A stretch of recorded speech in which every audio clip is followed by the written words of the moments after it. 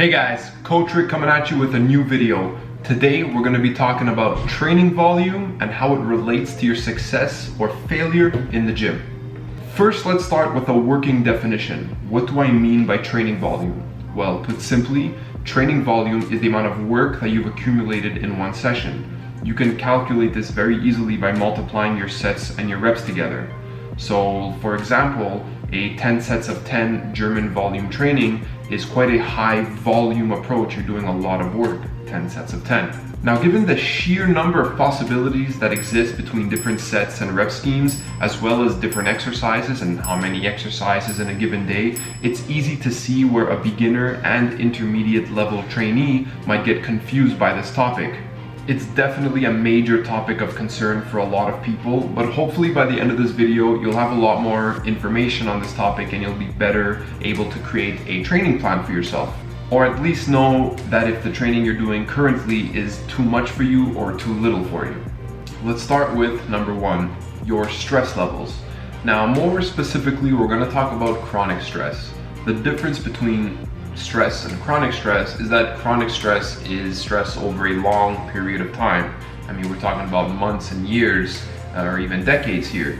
You see, people that deal with regular stress and that are not too bothered by this stress, this won't really impact how much work they can perform at the gym. But if you talk about someone who is highly stressed and has been stressed for years at a time, chances are their immune function will be decreased. And when you have decreased immune function, you also have less tolerability to high levels of training volume, meaning you can't do crazy high levels of sets or reps or many exercises. You just won't recover. So if you analyze your life and you are someone who has stress coming at you from many different angles, for example, poor eating habits, poor hydration, financial stress, relationship stress, your sleep quality is bad, and more importantly, you don't have any ways of coping with your stress, you have no stress management techniques, no stress management tools, you're not going to tolerate much work at all. Your best bet would instead be to work with lighter weight, work on technique, work on creating a base, and most importantly, work on dealing with the stress that comes in your life. On to number two, trainee experience. Let's look at Patrick over here. You see, Patrick has never trained a day in his life, but he decides that, you know what, today's the day. So he heads on to his local gym and he gets a training plan from one of the trainers. Now, as he's reading his plan, he notices that for the first two exercises of his day, he has 5 sets of 12, 5 sets of 12. He has B series, another 3 to 4 sets. He has a C series of another 2 exercises, so C1 and C2. And then, of course, a D series, because you can't forget about your biceps and your triceps, right?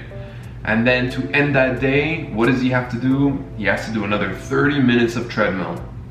Now, do you think that Patrick, who's a beginner, absolutely needs all of this training volume, all of these different exercises in order to see progress?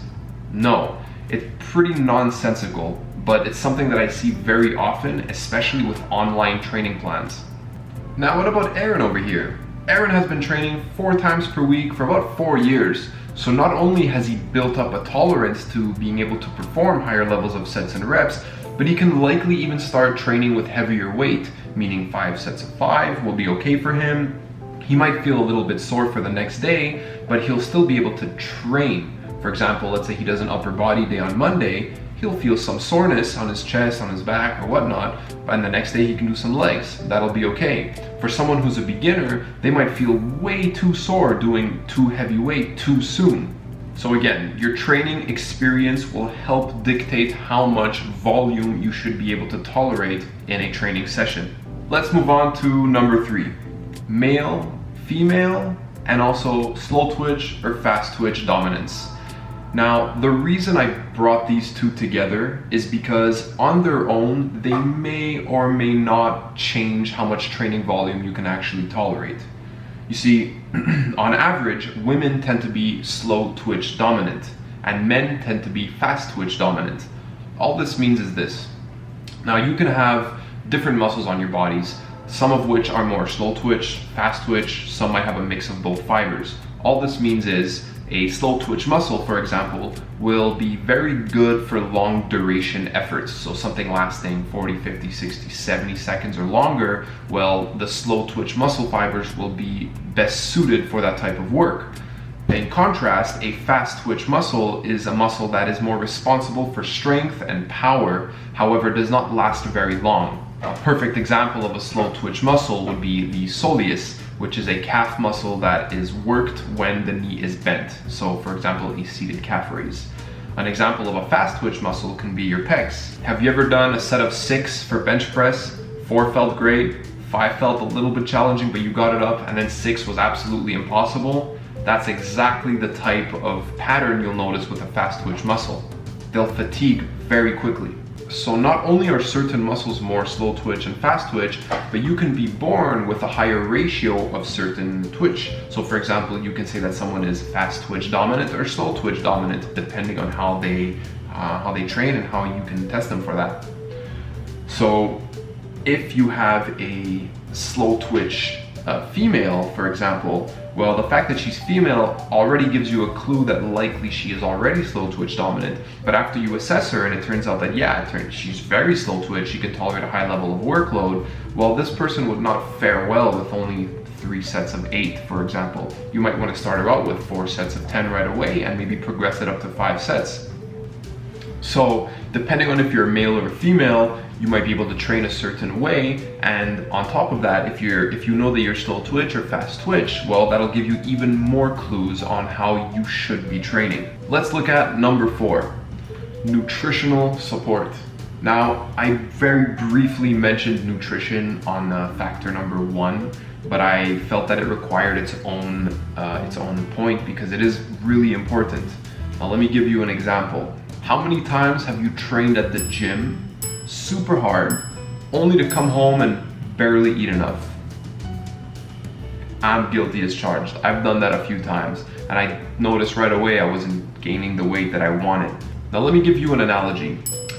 If I tell you to build a house, but I only give you 20 bricks, 3 or 4 2x4s, and a couple of screws, are you really gonna build me a solid house, a solid foundation?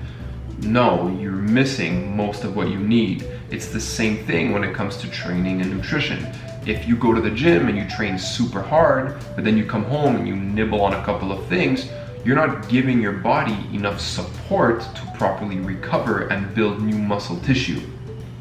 Let me tell you from experience, this method does not work. And if it does work, it's only for the short term, maybe 4 to 6 weeks before you'll notice the effects of undernutrition, of underfeeding yourself. So the next time you're doing your 10 sets of 10 German volume training, ask yourself, am I eating enough to support all of this training? If the answer is no, well, unfortunately your method is unsustainable and it won't help you in long term. I'm gonna briefly conclude by mentioning all the 4 points. So number 1, stress levels. I suggest that you take a notepad and you write these down. Just analyze where stress is actually coming from in your life. And the next question is, are these stressors actually causing you to worry and to have anxiety? It's very important to visualize where stress is coming from because it might give you a game plan on how you can go on about dealing with these stressors. Number 2, your training experience. If you've been only training for about a year, heck, I'd even say 2 years, you're still a newbie. You should be focusing on learning new exercises, learning proper technique, building up a tolerance to weight. This is that base that will carry you into your long-term success. So number 3, your sex and muscle fiber dominance. Some clues into figuring out which fiber dominance you have is by looking at how you've already trained. So for example, if you're someone who loves to run and sprint and jump and lift heavy and lift explosively, likely you are fast twitch dominant. If in contrast, you're someone who loves to do the treadmill or the elliptical for 40 minutes, 50 minutes at a time, you love yoga, you love to stretch, love to warm up and take your time, likely you're someone who's slow twitch dominant. And last but not least, number 4, nutritional support. Don't expect you will get results by training like a beast but eating like a bird. And conversely, don't expect to get results by training like a bird, thinking you've trained like a beast, and then eating like a beast. That will just make you fat.